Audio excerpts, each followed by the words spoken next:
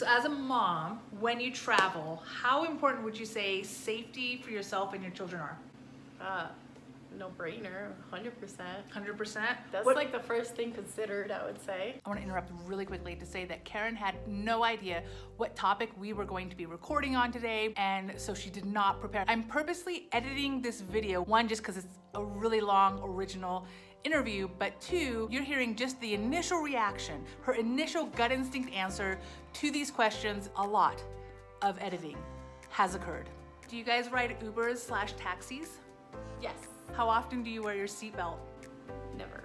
Do your Airbnb/rentals have smoke detectors? Wait, yes it does. There's one outside the door. So if there's a fire outside, we are good. Yes, not inside. Carbon monoxide detector? No. When we arrived, we weren't prepared. We hadn't like reserved a cab or anything like that. The ADO bus was completely full. The secondary bus was completely full. Our only choice was a cab. They ran out of cabs. So they had to call people that were not scheduled. So when this dude picked me up, he didn't know I was going to San Cristobal, which was an hour and a half away. He didn't have money for the toll. So he drove us to his home neighborhood, which was very rugged, dirt roads, that kind of thing, to get cash from his wife to be able to pay for the toll. You went to his house? We went to his In the house. middle of nowhere with your 2 young children? Yeah, I didn't really feel like I had a choice, but I was panicking inside a little bit. That probably helped you. I'm sure the panic helped with the situation. He felt your panic and he was like, no, I will not attack these people because they feel panic. Yeah. So sometimes dangerous situations happen. How did I deal with it? Just cross my fingers and hope we didn't die. Do you think people with food allergies might have issues in Mexico? Oh, totally. How will somebody with a wheelchair work in Mexico? So in the US, like there's a 36-inch mandatory measurement for like hallways and things like that. Mm-hmm. That doesn't exist here. Even if you're able to get onto the sidewalk, like the sidewalks are made of stones and sometimes there's missing stones with holes in them or big cracks or... In the US, we always say don't drive and text. Like don't use your phone and drive. The other day I was on the phone, I was Marco Poloing, and I tripped. Comparable to the and I had a driver who was next to me like, don't walk and be on your phone, that's super unsafe. Like it's true though. Because there's holes every There's 5 minutes holes, or poop. or there's trip hazards of a variety. Yes. And they're not predictable. So if you're not looking at least pretty frequently, yeah, there's a high chance you're going to trip. You might not get hurt, but like you're going to trip, you're going to slide, you're going to have to figure things out. It happens a lot. Lots of houses have stairs with no rails. So sometimes it's an enclosed area where you've got wall on both sides so you can touch the wall, and sometimes it's just like this whole open side. And sometimes it's like open from the 3rd floor to the 1st floor. So there's a nice little hole for you to just slip through all the way down. Yeah, it's a total thing. I've been in Ubers where I swear the engine was gonna fall out of that vehicle. Like the grinding sound that I heard. Yeah, Ubers whose windows can't roll down. Of course we know we can't drink the water here, right? You have to drink bottled water. I don't like where this is going. How do you wash your dishes? I wash my dishes with non-drinking water, tap water, which is not filtered in my house. I rarely dry dishes because I hate to dry dishes, so I just put it in the little dish rack and I let it dry. I do that too. Yeah, I only dry it if I'm gonna use it immediately. Like if I need to use the cup or something, I might dry it. But for the most part, I just let it dry. Whatever's in the water that we're not supposed to drink, pretty sure when the water evaporates, the thing in the water is just on my plate /cup /bowl /whatever. I also, like if I buy potatoes, a lot of times it's covered in dirt, so you gotta wash it. I wash that with sink water, with not drinkable. Really? Yep. Well, I mean, you cook them afterwards, so I guess. Same for strawberries. You don't do filtered water? No, I just use regular water. I'm gonna call that microdosing. Possibly. But yeah, for all those vegetables that I'm going to eat immediately, like strawberry, I'm not gonna cook, I'm just gonna eat it. I do, again, I pat them dry. Grapes, I'll pat them dry because I don't wanna drink the water. But there's this white residue that comes out of the water. And here I haven't noticed it, but in Merida, my sink water was the temperature of the outside environment. So like early in the morning, I had cold water. And then in Merida, middle of the day, I had warm water. If you know anything about standing water, right? If it's going hot and cold, bacteria problems arise. What's the most number of people you've put into an Uber? Oh no, when we did 5. Alex has sat on my lap a couple of times, not just with you guys. I've when we left Tamara's house, there was 5 of us. We all piled in. I always make Alex sit on my lap. Because we've seen 4 people in a scooter before. Yeah, children. I've seen Little babies. I've seen like the driver, a baby, sometimes 2 babies, and then the mother at the end. Yep. I've definitely seen lots of carrying of things on motorcycles where you're like, dude, you're doing that with one hand. Do you think everyone with a young child, because we've got older kids, do you think everyone with a young child uses car seats? I've never seen a car seat here, have you? If you've watched YouTubers in Mexico with children, you've absolutely seen them without a seatbelt. It's without a seatbelt / car seat. Young children. But the question is, do locals have car seats? I don't think so. Some do. Yeah? Some do. I think it's a personal choice. There's a lot of personal choice in Mexico, so it's just a matter of, if you want a smoke detector in your house, you can get one. They sell them here. If you want a carbon monoxide detector, they sell them. You can get one here. So it's not that they don't have it. Cross-contamination does not seem to be something they think about. Like, for example, you can go into a store that sells raw chicken and they'll be selling candy right next to the raw chicken. Or like on the table next to the chicken. Yeah, like Very.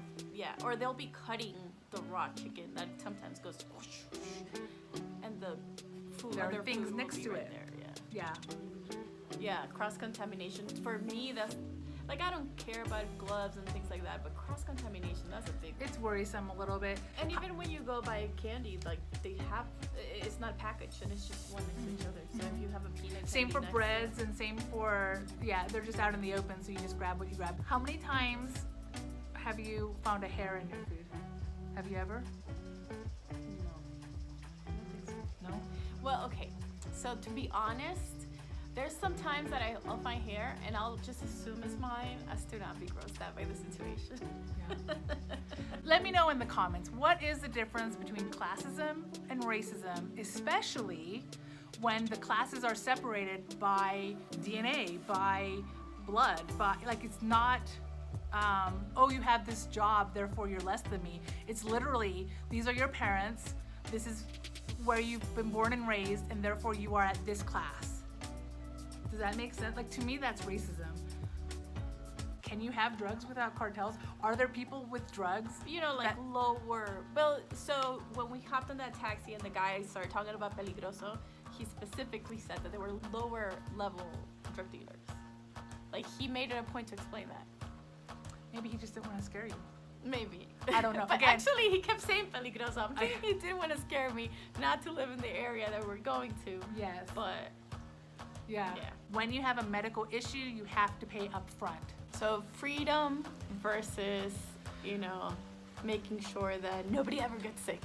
Yeah. So I hope I didn't push too many buttons with the beginning of this video, but in the Navy and the military, there's a thing called ORM, Operational Risk Management. Every business has this, every entrepreneur understands at least a portion of this concept, and I think every traveler understands this. Essentially, ORM is when you decide the thing you want to do. We want to go out for New Year's Eve, travel alone with our kids, change careers and start a new path. And so whatever the thing is that you want to do, you look at it and you go, okay, what's the benefit? What's the reason that I want to do? What are the things I'm gonna get out of this change? Why do I want to do this? And then you look at the cons, right? You look at the risk. What is the risk of injury? What is the risk of death? What is the risk of not making the money that you need to make to survive? What is the risk of unhappiness?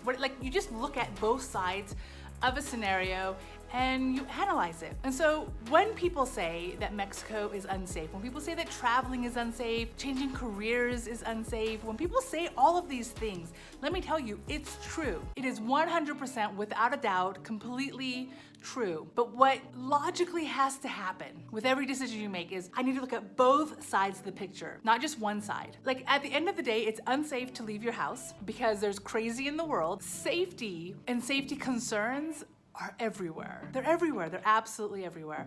And so if you only look at your choices from the viewpoint of, is it safe? I will save you a lot of hassle and tell you it is unsafe. It is unsafe to travel. It's unsafe to go anywhere. Stay home, stay huddled in your bed. There's no such thing as safe. It's right up there when somebody says, is it fair? Is it fair that such and such does this and such can't do this? And I'm gonna tell you, there's no such thing as fair. You cannot find 2 apples on the tree with the exact same calorie count. You can't do it. I don't care what the app tells you. 2 medium-sized apples do not in fact have the same number of calories. They don't have the same quantity of nutrition. They're 2 separate apples. Apples to apples isn't the same thing. And so why do I mention this? I mention this because when somebody tells me that traveling to Mexico is unsafe, when somebody tells me that traveling alone is unsafe, that at age 40 changing your career path is dangerous, yes, it is. Of course it is. And that's kind of the point. Any decision you make has unsafe consequences. They just do. I'm sorry, they just do. And some of those consequences you can minimize, right? We could certainly travel with smoke detectors. When choosing your next career, you can hedge your bets a little bit that the new career will still work out in a not too long time period. Like, there's things you can do to mitigate risk, for sure. But there's really no such thing as living without risk. One of the huge benefits of taking risks are the rewards. It's the thing you get out of it, right? Like, on one hand, if you stay in bed all day, you'll be safe. You'll be safe until your brain and body muscles are unable to do anything but stay in bed. But if you exercise those muscles, if you leave your house, if you do the things, one, you can possibly decrease the risk in those things because you become more educated on the topic, you become more skilled at recognizing hazards within that topic, and you lead a better and happier life. So, is there danger in traveling to Mexico? Yes. Is there danger in traveling? Yes. Is there danger in changing careers midlife? Yes. Is it worth it at the end? Personal decision? But for me, it's a hell yes. And I'm not gonna go through every scenario that was mentioned in this video to show the positive, right? I definitely focus just on the negative. But let me tell you this, when Karen took the cab and the cab chose to take her to their house to get change for the toll and then took her to San Cristobal, that was a risk. That might have been scary, but let me tell you, that driver did nothing wrong. That driver did nothing but completely and utterly take care of Karen and her daughters. He didn't charge extra for the time and gas it cost him to take her home so he could get the cash, so he could then go to San Cristobal. He charged her the same amount that my taxi driver charged me, and we didn't take any extra trips. We didn't do anything, different than the norm. And while there were elements of scary because she wasn't familiar with the terrain and she wasn't familiar with the land, nothing bad happened to her. Again, there's definitely risk in travel. There's definitely confusion and definitely worry. There are also great rewards. You get to meet people and realize that whether they speak English or not, whether you understand their customs or not, these are amazing, kind people who go out of their way to take care of you. Not suggesting that everyone in every country will do that for you. There are definitely dangerous people in Mexico. There are definitely dangerous people in Italy, in the UK, in Canada, and of course, the United States of America. There are dangerous and horrible people everywhere. So yes, be cautious, do the ORM, consider a way to keep it safe. But if you keep it too safe, you're actually hurting yourself. Going on a hike can be dangerous, but it's so worth the benefits you get out of it. Don't live in a bubble. Don't live in a bubble. Go out, explore, meet new people, meet people that have different opinions than yours, and you will have a higher quality of life, even if it doesn't always feel safe.